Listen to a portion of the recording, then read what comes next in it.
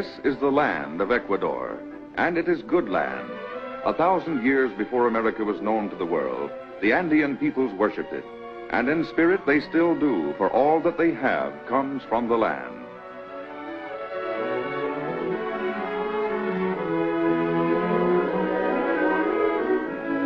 The Otavalos are among the oldest of the native tribes still living in this part of the Andes.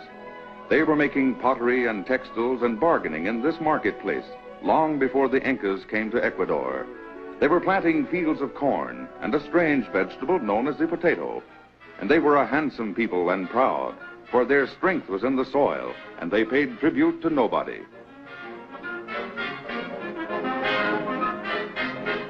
The strength of the Otavalos enabled them to survive conquest by the powerful Incas. It enabled them to survive conquest by the Spaniards, and all that Ecuador is and may become derives from that primordial strength. Because of it, festivals are held, and people are gay, and the marketplace is full. Because of it, dreams are dreamed and plans made and great works performed. Because of it, people travel and see the world, and the world becomes smaller and friendlier.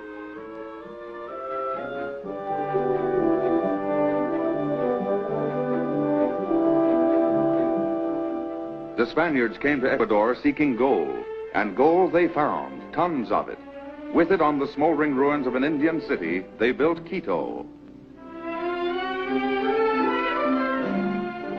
Many of Quito's buildings stand on the sites of Indian structures, which cover the ruins of even earlier civilizations.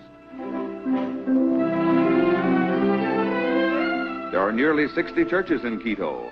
One of the most impressive is the huge Convento de San Francisco, built with gold and silver found by the Spaniards.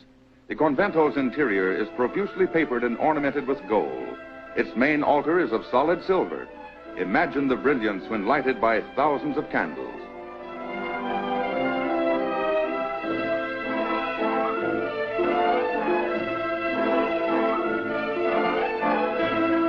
But most magnificent of all, perhaps, is La Campana.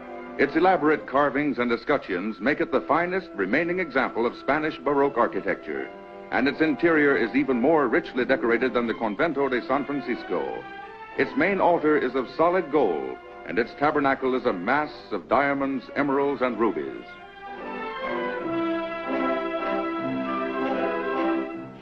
But there's another Quito emerging from this ancient city.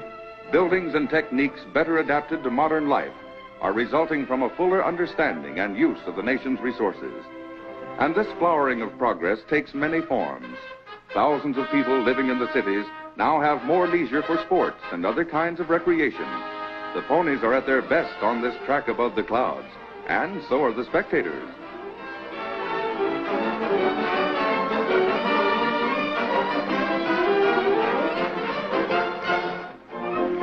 Here's another spot to beguile a free hour or two. Spas like this are a popular gathering place for people from the cities and for visitors as well. The volcanic nature of this part of Ecuador imparts rare properties to their waters. Some, bottled and sold in the cities, vie with the best in the world.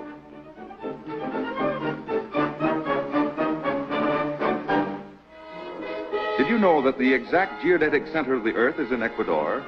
This monument, only 16 miles from Quito, marks latitude 0 degrees, 0 minutes, 0 seconds. Members of the French Academy established this point over 200 years ago as a means of proving Sir Isaac Newton's theory of the shape of the Earth. Here you can stand with one foot in the northern hemisphere and the other foot in the southern hemisphere.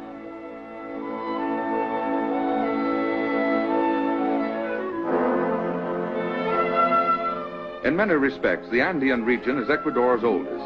It is also the most densely populated. But it is only part of this rich country which reaches from the Amazon jungles to the Pacific Ocean and holds an astonishing variety of plant and animal life, and peoples, and customs. And it is still not wholly settled, for on the northwestern slope of the Andes, huge virgin territories are being opened to colonization by a new railroad.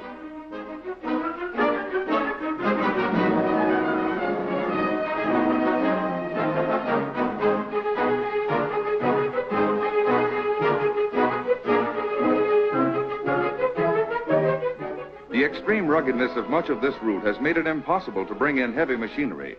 For this reason, many miles of roadbed have been built entirely by hand. But in this region, as in many other parts of Ecuador, the unbroken wilderness will soon give way to farms and settlements. Grains and cattle and temperate zone fruits like plums and peaches can be raised in the higher altitudes crossed by this railroad. Coffee bushes and many kinds of spice trees flourish in the lower altitudes. The rich plains that stretch from the foothills to the Pacific are covered by precious woods, a bonanza for the settler who may have come only to plant bananas or cocoa.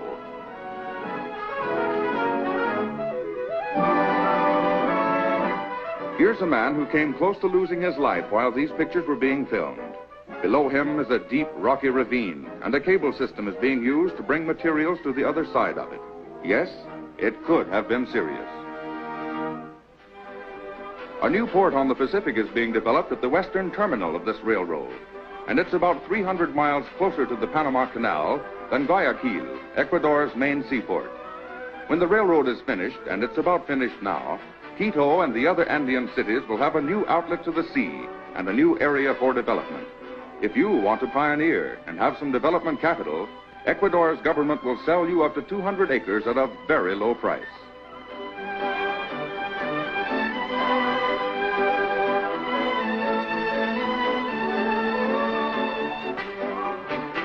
Future visitors to Ecuador will be able to travel almost the entire length of the country, from San Lorenzo to Quito to Guayaquil, entirely by rail. Relaxed, of course, in comfortable restaurant cars.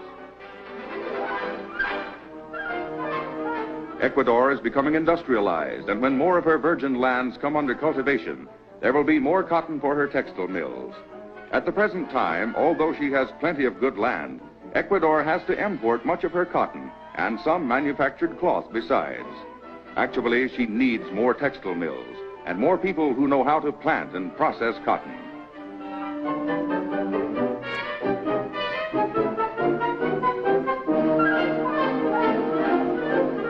It's quite a problem to leap into the 20th century without a steel springboard. People accustomed to old ways must be taught new. Resources must be fully used, rivers harnessed, hydroelectric plants built, and irrigation and electric systems developed. But Ecuador is doing all of that, and as rapidly as she can. Her schools and colleges are adding to a growing reservoir of skilled technicians.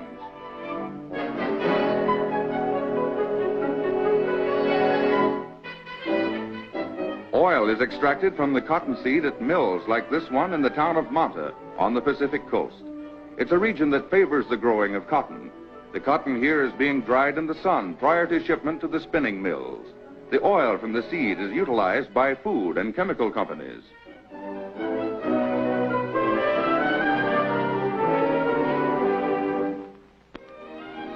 Ecuador's industries today are scattered far and wide. They are revitalizing many an old city and giving employment to people who lack the means and resources to make fullest use of their land. This is Cuenca, in the Andes of southern Ecuador. It's the center of a flourishing hat industry.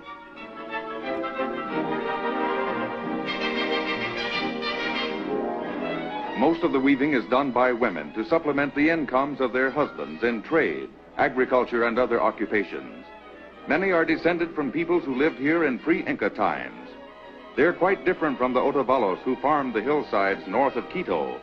They have their own very peculiar customs and ways of dressing and arranging their hair, but they are master hat weavers. They make the finest straw hats, in fact, that you'll find anywhere in the world.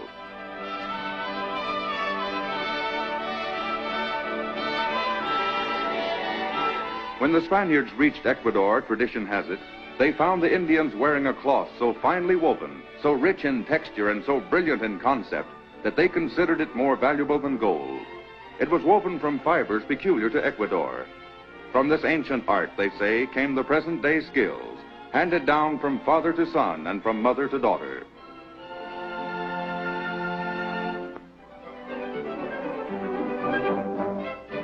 Today, there's a hat fair on in Cuenca. Buyers from around the world are here, and the city is swelled to 3 times its normal size by farmers from the country. This is one of the few large-scale hand industries of the world that has not been mechanized. Cuenca accounts for more than 3/4 of the 4 million hats, erroneously called Panama hats, that Ecuador sells yearly in the world's markets.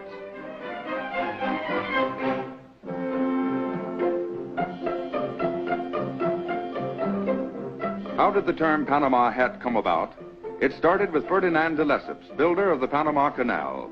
De Lesseps saw several Ecuador hats in a Panama store and bought one to protect his head from the sun. Others followed suit, and when the tourists came to see the eighth wonder of the world, they too bought the hats. Eventually, everybody knew them as Panama hats. Hundreds of hats are bleaching here in the sun.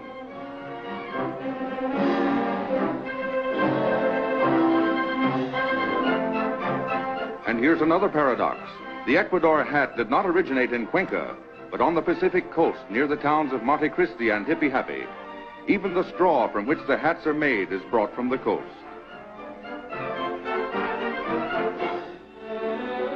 Banana production is Ecuador's answer to the perpetual motion dream. You plant a stalk and it sends up other stalks. You cut down the first stalk to get its bananas and the other stalks are already heavy with maturing fruit. This goes on 12 months a year, and on the equator where climatic conditions are absolutely perfect, it's a bonanza for Ecuador and a fine contribution to the American table.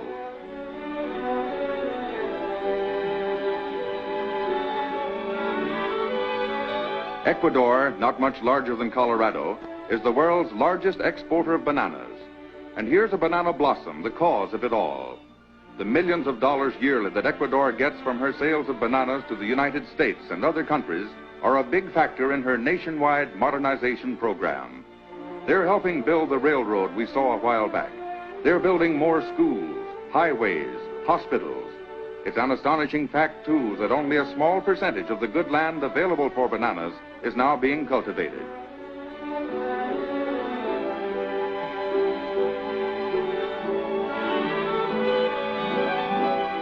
Banana plantations are of all sizes in Ecuador. Some, like this one, run into thousands of acres and employ hundreds of workers. Others are small, 1- or 2-man farms operated by families. A good many Europeans have lately gone into the banana business in Ecuador. Also ex-GIs and others from the States. It's green gold for those who enjoy this kind of life.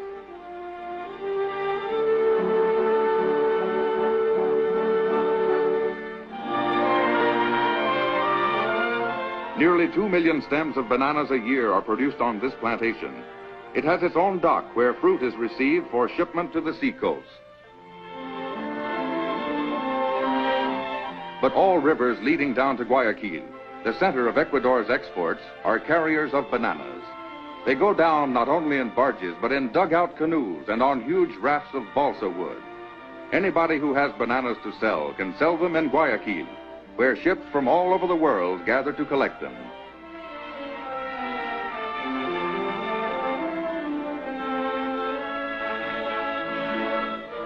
Notice the care used in handling this delicate fruit. Each stem, weighing about 80 pounds, is enclosed in a plastic bag, and one vessel, depending upon its destination, may load fruit much riper than another. The United States, being closer to Ecuador than Europe, receives the ripest bananas. The vessels are refrigerated to prevent overripeness.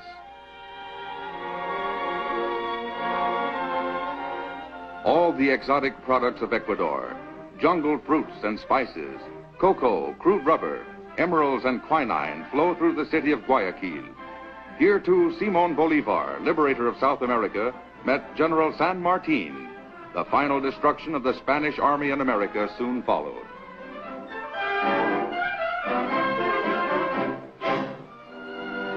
Guayaquil's prosperity, the result of her magnificent harbor and rich interior, extends over a vast area. Modern highways now link the city with the Andes and with beach resorts like this one at Playas. And yet, echoes of the past are everywhere present. Boats like these, for example, were probably used by the Incas, even the predecessors of the Incas. They're made of balsa logs and are absolutely unsinkable. And if it's lobster you want, or big fresh crabs or oysters, well, you can get them at any one of a number of seaside hotels and restaurants.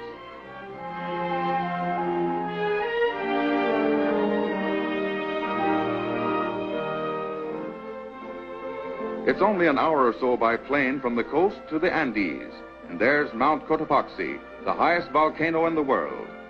It's one of more than 20 star-scraping peaks that flank Ecuador's Pan-American Highway, better known perhaps as the Avenue of the Volcanoes. For scenic grandeur, there is nothing quite like it on the face of the earth, but it's a vital artery of communications as well. It's no easy job to maintain and improve a highway in these mountains. Ancient deposits of volcanic ash are notoriously unstable and must be cleared away, but the job must be done. For this highway links one end of Ecuador with the other. It's a feeder line for roads leading to the Pacific, and together with stretches of the Pan-American Highway, both north and south of Ecuador, it provides a through route from the Mexican border to the southern extremity of South America. The section being improved here lies at an altitude of over 12,000 feet between Quito and Quevedo.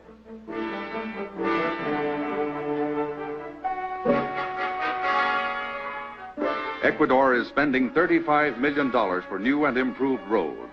She is building them through mountains and jungles and over rivers never before crossed by motor vehicles. And American machinery, purchased largely with banana dollars, is a prime factor in these jobs. For she is no longer the land of the Spaniard and the Indian. Her faith today is in modern techniques applied to her huge resources for the benefit of all her people.